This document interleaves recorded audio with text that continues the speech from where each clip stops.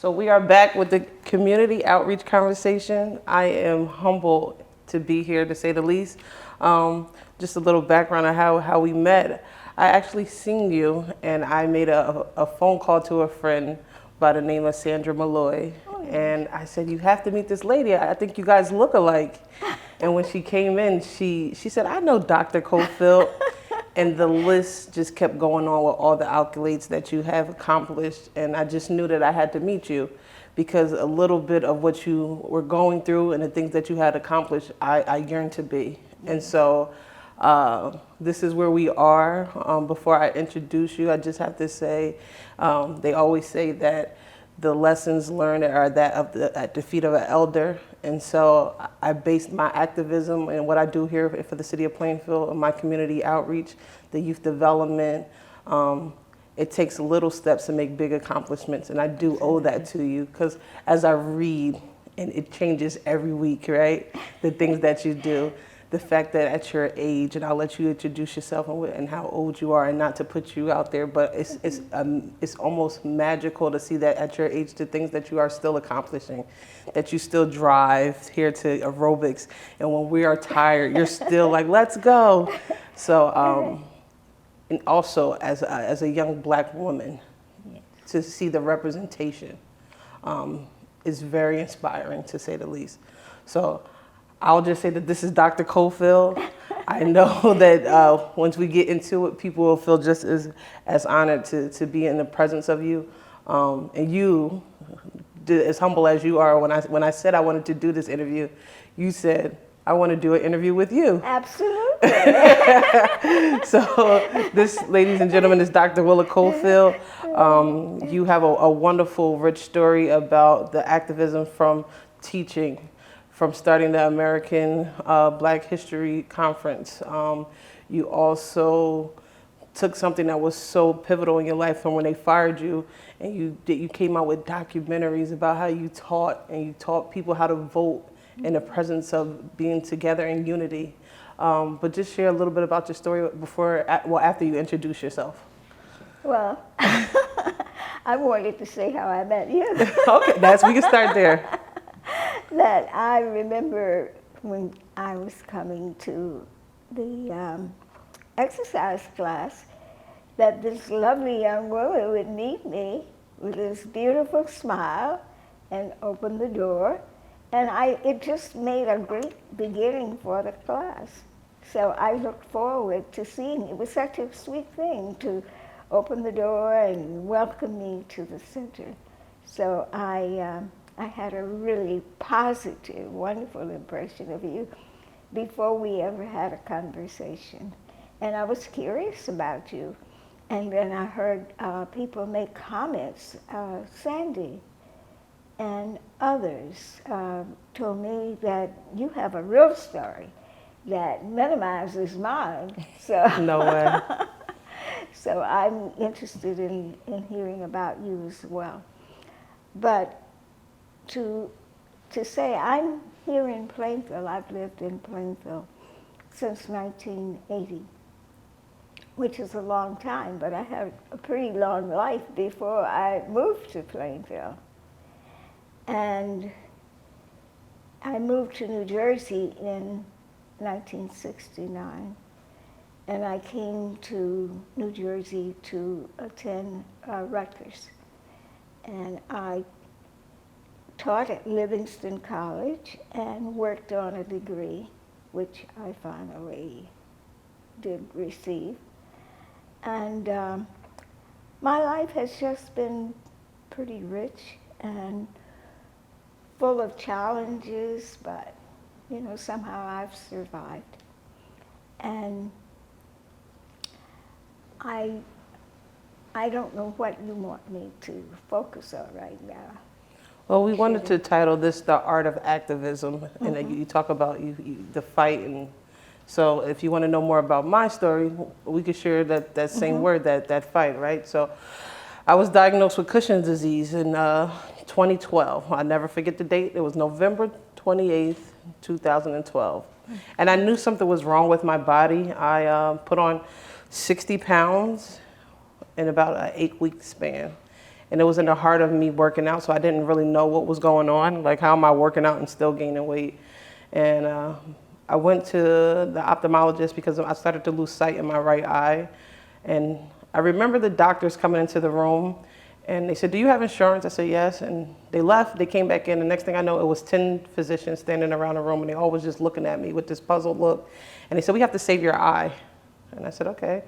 They said, "Did you ever have any problems with your eye?" And I said, "No." And they said, "Well, okay." I remember them strapping me with my arms to this weird chair and turning it back. And they had to give me a shot of Lucentis. And they said, "We give this to people who suffer from strokes. We have to literally save the pressure from your eye right this second." And I just remember being very scared quickly, because it wasn't like I can call my mother or call somebody to come. They said, "We need to do this right now." And that turned into a snowball effect of tests and them coming back and saying, "You have a brain tumor." And the first thing I thought of was, what did I do? Like, what did I do? What happened? I was fine. I was an athlete. I never had any troubles. And my world just slowed down really quickly. But then that word fight came on. And I thank God that I was a basketball player at the time and an athlete, because I just remember, like, okay, I could do this. Like, I remember fighting on the court and fighting in life and being the youngest of 3. And so I kind of implemented those same lessons, but now for my life. And I credit that. And so it has been that for a while. And I think I owe survival to just that fight or flight. And I hear your story, and we're going to get into you fighting against suppression, right? And you could have quit a long time ago with all the things that you've been through. You could have said, "You know what, this is bigger than me," but you didn't, and you persevered. And so for me, people say, "How do you smile when you're so sick?" I never viewed myself as being sick. I never thought I was sick. I just thought I had struggle, right? But I just knew to keep going. And it got pretty scary. One of my surgeries, they went in to get the tumor. They clipped my carotid artery. I bled out. I died on the table twice. I now have titanium coils in my head. But I think the way you heal is the way you feel emotionally, right? So if you go in there and you're depressed and everything is like, "Oh, I don't think I'm going to make it," and I just feel like that is the one way of dying quicker. But I always said, you know, I'm going to just fight it into the end. And it really helped me out. I remember doctor saying, "You're not going to walk or talk correctly." We clipped the carotid artery. And I remember the second day I said, "Get me up, take me to therapy." And literally I was just walking around the hospital. And they were quite amazed at how quick my recovery was. But I just knew that I wasn't going to let the doctors dictate the outcome of what they thought was going to be my overall conclusion of my health. And even now, I still have bad days. But once again, I just tell myself, like, you're going to beat this. I'm not going to be a statistic of what a Cushing patient is, and that's the disease that I have, Cushing's disease. And I think it's people like you, right? You know, I can't imagine coming out of my house and seeing a 7-foot burning cross in front of my house, and saying, "You know what, tomorrow I'm gonna go back at it." But we looked at your documentary the movie that you put out not that long ago, and you went through some tough things, but you allow people in your town to use the funeral home in your neighborhood to come and meet up, and I can't imagine that at that moment when everybody is against you, and things can get scary, right? Absolutely. And those times where, you know, the cops and people who are very hateful are telling you that you cannot vote, or that you shouldn't be teaching these kids how to read or write correctly and learn. And you say, "You know what, I'm gonna do it anyway. I know I lost my job, I know they fired me, but I'm going to still educate these kids." That's the fight. Yes.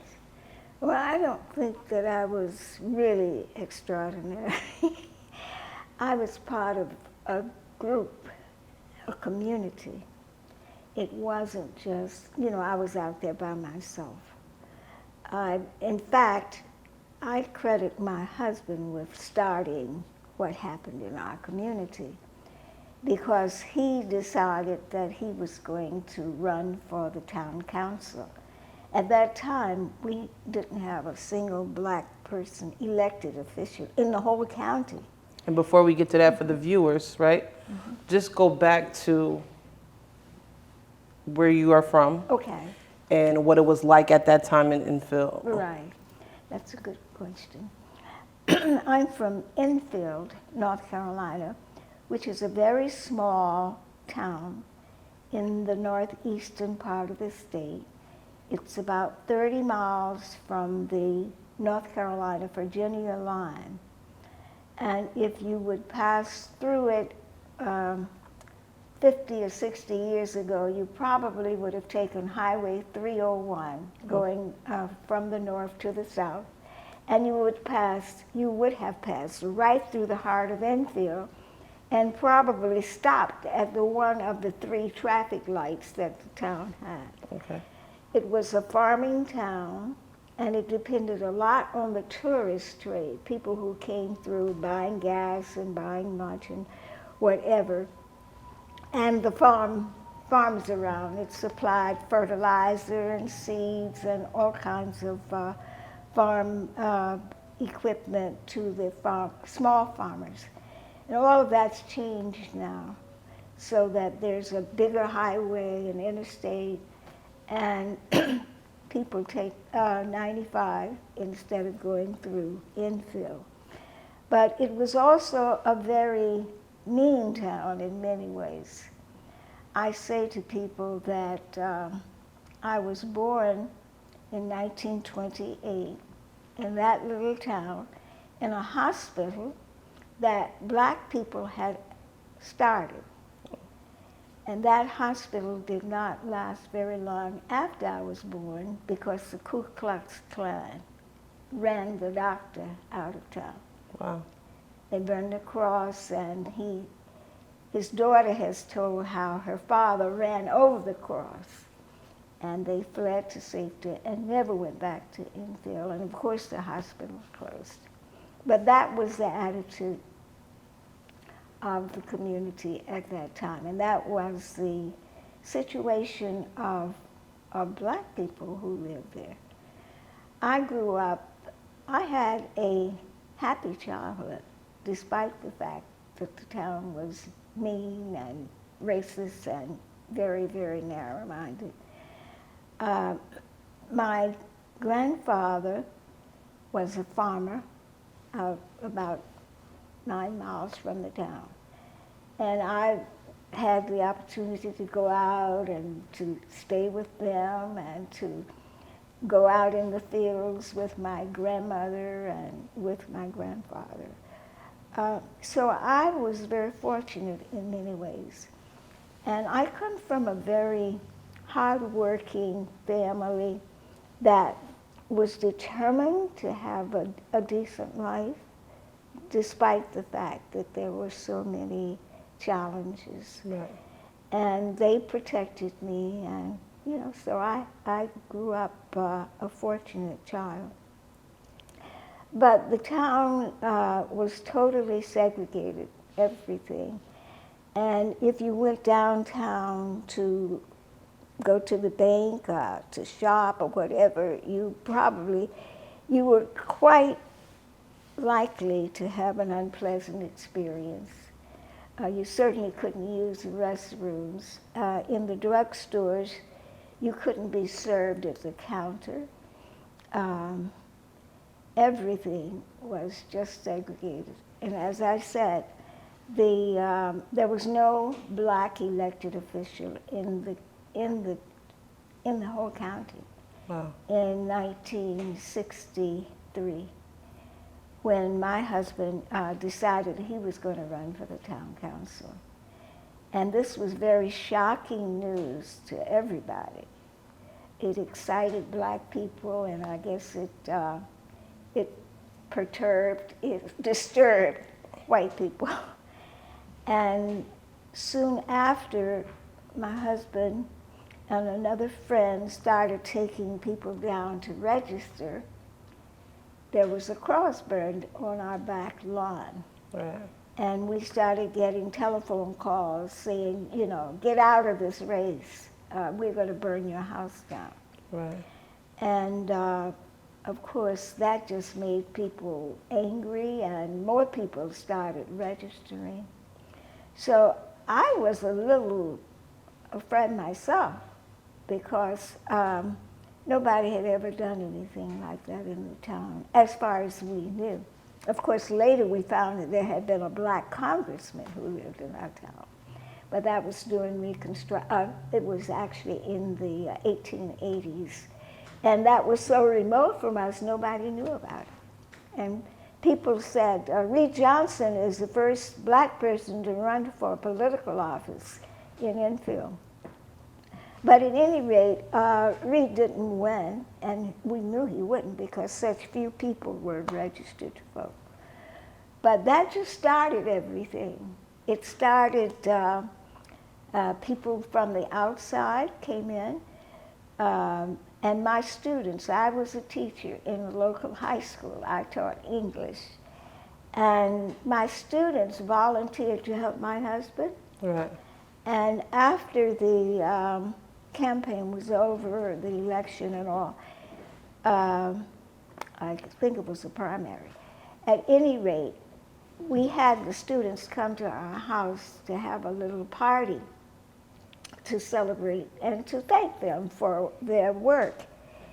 But instead of partying, these students said they wanted to go downtown and talk to the manager of the theater to ask him why can't black people sit downstairs. Because before that time, or during that time even, when a black person bought a ticket, you had to go to the box office, buy your ticket, then you had to walk upstairs. Right. And sit in a little balcony in the back of the theater. So they did, and when they came back, they told us that the theater manager told them that if they didn't like the way he ran the theater, then they could just stay home. So what shall we do? So somebody said, you should call Floyd McKissick, because Floyd McKissick was a civil rights lawyer, and he was speaking around in different communities, and actually these students had heard him speak. And he had talked about not being afraid of the walls that were erected to keep you back, but to challenge them. And so we called Floyd McKissick and told him about this theater situation. And Floyd McKissick said, put up a picket line and keep it there until they let you sit downstairs. And so that's what my students did. The next day they were in front of the theater with picket signs. And it just mushroomed from that. We started, that was in the spring of 1963. We met every night at my father's funeral home. Right. Because the churches were not willing, they were afraid to let us meet in their sanctuaries. So we just, that summer of 63, it was a summer, it was like at the peak of the civil rights movement. Right. So things were going on everywhere in other communities, but I never thought it was going to go on in Enfield. And I can remember thinking, I wish those college students, I wish those people, you know, in Danville, Virginia, and around, I wish they would come to this town and do something about the situation here. I had no idea that we were the ones who were going to have to do the challenging of segregation and racism in Enfield. So that's how it started. And from that point on, you know, it just, people came from outside to help. Students, particularly students from Duke University, came over and helped us register. And then we had one person who was very, very much involved was actually a sociology teacher from Jackson, Mississippi. He heard about infill and the racism that existed in northeastern North Carolina.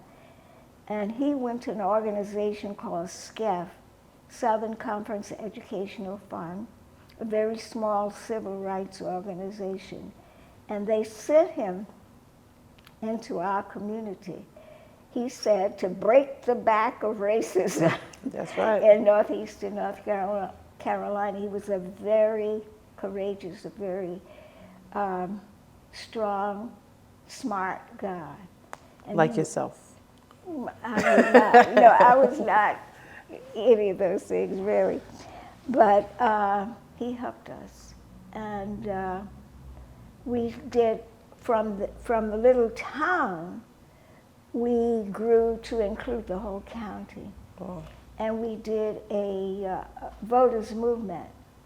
We actually registered 2,200 people, basically in 3 Saturdays.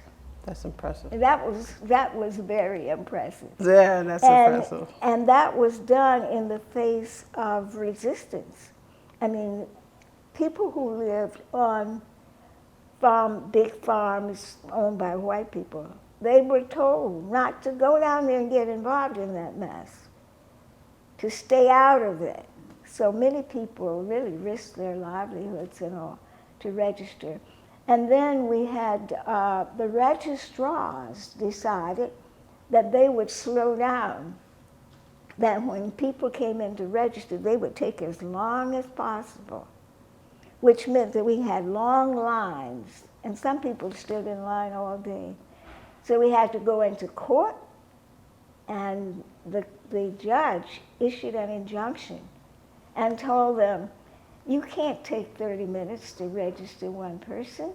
You shouldn't take more than 5 minutes. So the registrars took that, and then they said, well, if you can't finish this in 5 minutes, you can't register. So we had to go back into court, and then the judge said, you know, I didn't mean for you to take that literally. I just meant that you didn't have to, that people shouldn't be there, you know, long periods of time. So it was a real struggle. And then, you know, I was doing all I could to help things move along.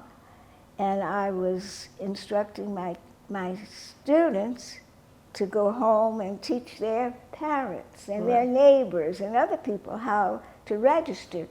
Because at this time in North Carolina, you couldn't just walk in and register. You had to pass a literacy test.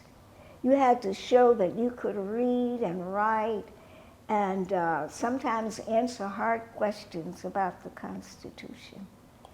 So I have to ask you, do you see the similarity with voter suppression now as you've seen back when you were going through your struggles in Phil? It's an amazing thing. It is absolutely amazing. I have heard that history, you know, goes around. It repeats itself. Repeats itself. And it is very reminiscent of what happened then. And so you know that, you know, our educational system just does not really inform us about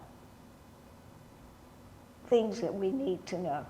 Right. And I think about the fact that we grew up not knowing that one of the most outstanding black men elected to Congress in 1883 or sometimes in the early 1880s, that he actually lived in our town. I mean, that had community, it had. So you just know that we are very ill-informed about who we are, what we have done, what our people have accomplished. Not only are we not informed, much of the information we get is incorrect. As someone I know likes to point out, that the people who were lynched, that these were often people who were doing well. They Right. were not someone who had, tried to sleep with a white woman, or Right. they were people who were industrious and had accomplished, had gained some kind of foothold, were thriving, and they were killed because they didn't want them to be an example to other black people. And that's part of the story of my family. My father worked really, really hard to try to develop a funeral business. And so he was a target. The dominant white community did not want to see him succeed. There were always efforts to undermine his business and to discredit him. Right. So he had to really struggle throughout his life to maintain independence and some kind of economic security. So it had been a long, long, long effort. I like to recall that when I was, I think, 8 years old, that my father invited a labor organizer from a nearby community, about 35 miles, I would say, from Enfield, to come to our church to tell black people how they could register and vote. And I remember very well, we were all seated in the church after the main service was over, and my father had introduced this man, and suddenly there was all this noise at the back of the church. And everybody looked, and there was the chief of police and another police officer. And my father walked back to the back of the church and talked to them, and we couldn't hear what was being said, but everybody was looking and watching and a little fearful. And then he came back to the front of the church and apologized and said, "We can't have this meeting. So I'm sorry that, I invited you to come over and talk to us, but this has to stop. We can't go on with it." And so everybody left. And that was about 1938. You talk about how the police always are trying to interrupt or do something to end the momentum, right? And we had the privilege of watching one of your documentaries not that long ago. And I know as I did my research that you actually have two that you did, and you just released the book, and we'll get to that. But talk about the 9 o'clock whistle or the 9 o'clock hour. Well, the 9 o'clock whistle, it was my goal. I wanted to record what happened in our community during the 60s. And finally, after I retired, it became possible for me to produce a documentary about it. And it came out of my participation in an organization called SEED, S-E-E-E-D, SEED, Seeking Educational Equity and Diversity. And it's an organization, it's the largest teachers' professional development organization in the country. And I worked with them for about 20 years. Okay. And when I retired, they gave me a grant. And they said, we want you to produce a story, a video, a documentary about your life. And so that was my opportunity to tell the story of the 60s. And what exactly was the 9 o'clock hour? Oh, the 9 o'clock whistle, we named it that because in Enfield, for many, many years, I don't know when it started, but sometime after World War II, and World War II ended in 1945, I think 44, 45. Sometime after the end of that war, they started the white authorities in Enfield started blowing a whistle on Saturday nights at 9 o'clock. And the purpose of the whistle was to send all of the black people who were on the streets of Enfield home. And in that day, on Saturdays, because of the farms, there were many farms around the town, the black laborers and the farm owners, black people just gathered in this town. And it was crowded with people going in and out of the stores, meeting on the streets, chatting with their friends, young people, socializing with each other. And so I guess it got to be a problem, I guess. And they decided, well, we'll just blow the whistle and send them home. And so that went on. It was happening. It happened at 9 o'clock and also at 12. And I related it to actually the practice that in slavery, to send the slaves out into the fields and to bring them back, they ring a bell. And so in Enfield, they adopted that idea to send black people home at 9 o'clock on Saturday nights. They also blow the whistle at 12 o'clock. And 12 o'clock was the time for dinner, for lunch. And they would blow the whistle. They still do. I was just going to say that. In the movie, it says that they still do. They still do. As far as I know, it's still happening. I have to tell you that as I watched the movie, it literally made me emotional to know that you're having a good time and you hear this noise, you hear this whistle, and you're called to go home, and there's nothing you could do about it. And one thing about naming the documentary, the 9 o'clock whistle, anybody who has lived in Enfield or anywhere nearby knows exactly what the video is about, because everybody knew about the 9 o'clock whistle because you heard it all over town, and it happened regularly. So it was quite a demeaning kind of thing. Exactly. It was quite insulting. But that was just one of the more overt practices. There was a friendly grill in Enfield, one of the very popular places, and it had two sides, a black side and a white side. And of course, people supposed, the idea was you were getting the same service. Certainly, I'm sure we were eating the same food, but the two groups had to be kept separate. And I'm sure the black side flourished more than the white. I never remember seeing white people standing in front of the grill, but on their side, but you'd always see black people congregated around it.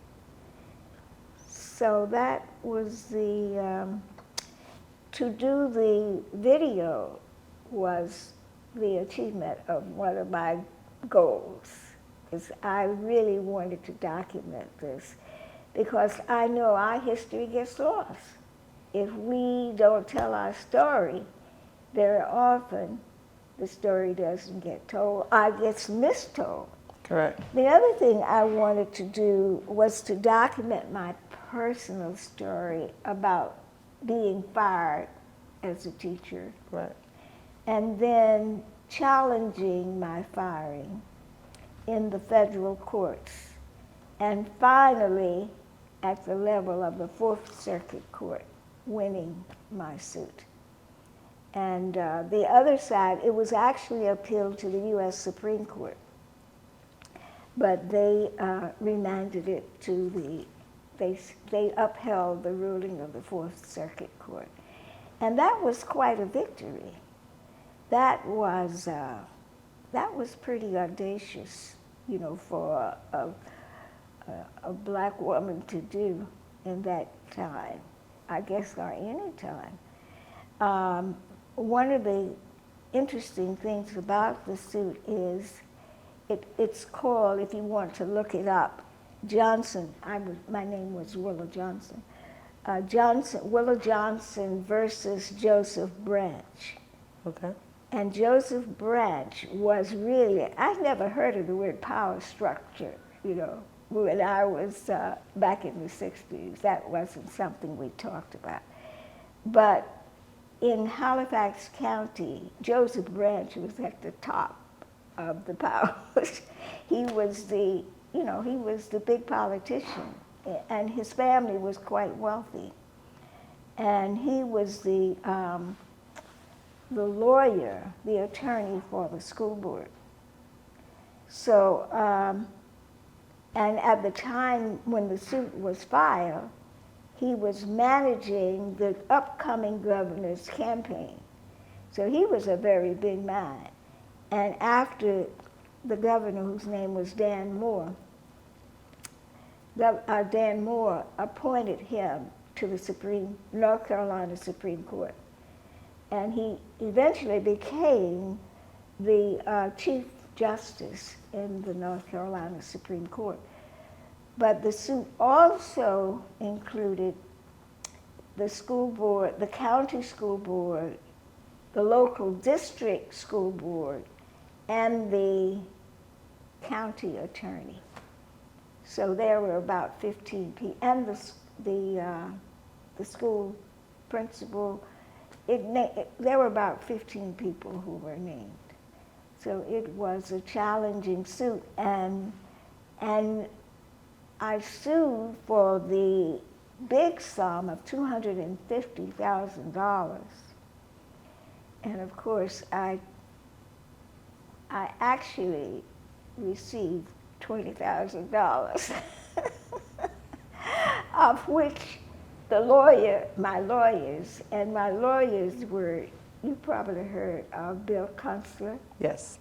Well, Bill Consular was my attorney.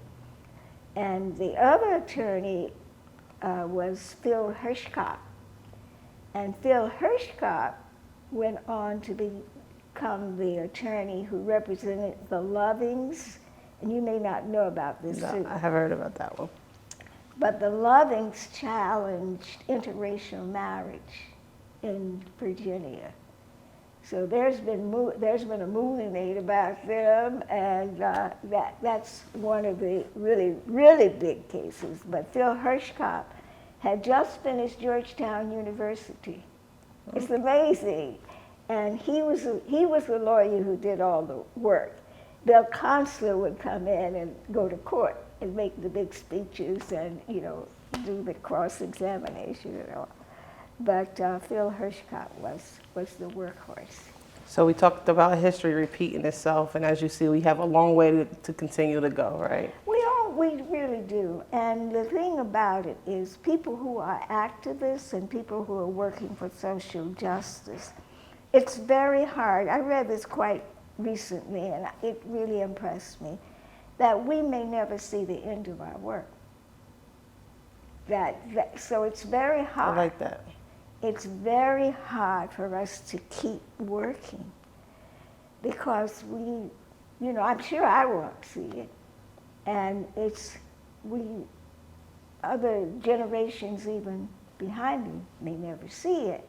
But it's so important that we do it. And I was going to ask you if you had any advice to give some young people like myself who wake up with the mindset of continuing the race of activism. Absolutely. What advice would you give us? It's just so important that you do it. It is, we have to know that the work we do is essential, because if that chain is broken, then there'll never be a generation that will live to be just people without all of the stigmas and all of the problems that are heaped upon us. But I think that we will never see, certainly I will never see, this become a just country where everybody has a chance and everybody is treated with respect and dignity. I know I will never see it, but I know that I feel that somewhere, at some point in the future, that somebody is going to live in a better world. Absolutely. And if I don't do my part, then that will never happen. So it will be so remote. And I think that's important, right? I think the representation is the start. You look for people like yourself to say, if there's a Dr. Cofield out there, then I know that you planted the seed and I will continuously help it grow. It gives us the energy to continue to fight when we feel like we don't have any more energy. Because we go through struggles too in this day and age where we're being told no, and it's a different level of suppression. I think people say, well, you millennials and the generations after us, you have it a lot more easy, and I personally don't feel that way. I feel like racism back in the day was at the forefront. You knew what it was, you seen it in the face, in the eyes of it, what it was, but now it's like, okay, we have equality and we have the rules and the laws where we're supposed to be equal, but we know that that's not the case. It's more hidden. It's so pervasive. There was a woman named Beryl Banfield who was the first principal in New York City to have a Black history curriculum in her school. And she used to say, racism is in the warp and the woof of the fabric of this country. And it is. It's you know, I mean, we have been exposed to it so much until we have to watch ourselves sometimes. Who was it who used to talk about going to the movie as a little boy and rooting for the cowboy instead of the Indian who was his best friend or his servant or something? Oppression is very pervasive. It affects everybody. And it is so embedded in our institutions that you don't even have to purposely, you know, say I'm going to do something that's going to favor this race over the other. It just happens. I mean, it's been institutionalized. I agree. Well, I'll be remiss if I didn't say before we get out of here that you have a book that's now out. Not out, but It's coming. coming soon, right?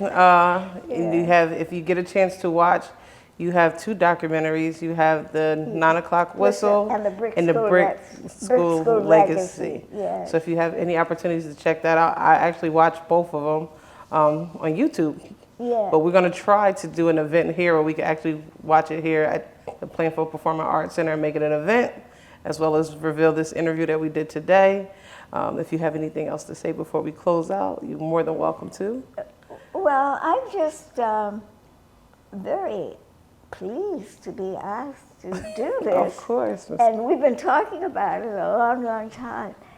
I appreciate the opportunity to share my story, and I'm proud of the work that you're doing here. Thank you. That I see the city changing. I was in this conversation with a former, I won't name this person, but he's an attorney, and he used to live in Plainfield. And so he and his wife have moved to a different community. And I was telling them about the things that were going on at the Performing Arts Center and how Plainfield is changing. And he stopped me. He said, "Are you talking about Plainfield?" That's right, Plainfield. He said, "That's happening in Plainfield?" I said, "Oh, yes." And so that was like a year or so ago. There are even more things I think that are happening. The program is growing, and you're just doing wonderful work. Thank you. And I think, I think that's what we have to do. We have to make our community be what we want it to be. And I'm just thinking, I'm going to say, this is a place to retire. You know, this is where I want to grow up, where I want to grow up. This is where I want to live my last years. You know, among friendly people, among intelligent and gifted people, and where there are programs that support and cater to my interests. I'm taking Spanish at the center. Let me tell you about Miss Cofield. Dr. Cofield still drives. She does yoga, aerobics. Now she's taking Spanish. Yes. The book just got finished published. Yes. You are amazing. Well, I've just been fortunate. Absolutely. I really have. I've just met such good people like yourself. Thank you. And they have helped me. I found out, you know, back in Enfield, that if you stand up and start trying to do something good, and that's focused, and you work as hard as you can, people will help you. And for example, the only reason that we have the book is I started trying to make a video. I couldn't find anybody like this young man. I couldn't find any help that, you know, so I gave up on the video. And I said, well, if I can't do the video, I have a yellow pad and I have a pencil. I can write. And so I started trying to write, and I didn't think I could write a whole book by myself. So I called on my students, those students I taught 60 years ago. And every Sunday night we got together and talked about what could go in this book.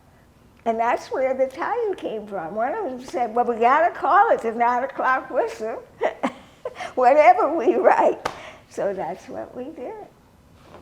Well, I thank you So, again. Thank you. Shout outs to Earl Holder, keeping down the cameras. Yes. The community outreach conversation is just begin. You guys have to stay tuned for the next group of people that we have coming. I won't leak out the people. And that's a wrap.